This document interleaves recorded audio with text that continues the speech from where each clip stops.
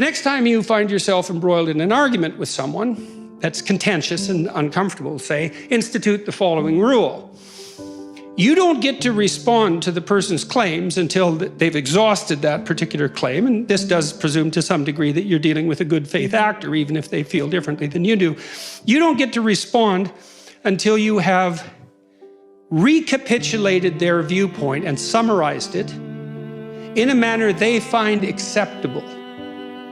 That's so treacherously sneaky, that rule, because what it means is you have to demonstrate that you attended to what they say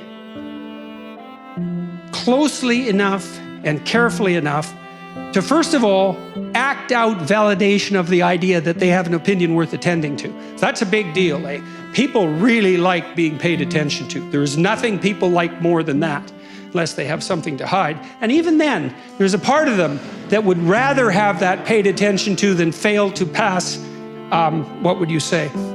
to go unnoticed. Every cynic is entirely disappointed when his or her cynicism goes unchallenged, because there's a part of them, like a little unwarped part of their soul, that's still alive, thinking, oh my God, I hope someone calls me on all my foolishness and cynicism, because if they don't, that means that it's valid and generally applicable, and I'm in hell, and what good is that?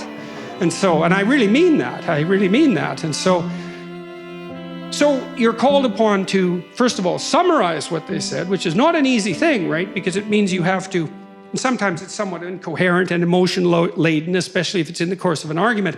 So you have to sort of strike right to the quick. It sounds to me like this is the point you were making. And then you lay out the point, and then you see they have to be happy with your summary. They have to be pleased with it, which means that you're doing exactly the opposite of straw-manning the argument, quite the contrary. And you're doing them a favor in some sense by reducing it to the gist, because that's actually an incredibly complex cognitive operation. There's a part of you that really wants to win. It's like, I'm right, you're stupid and wrong.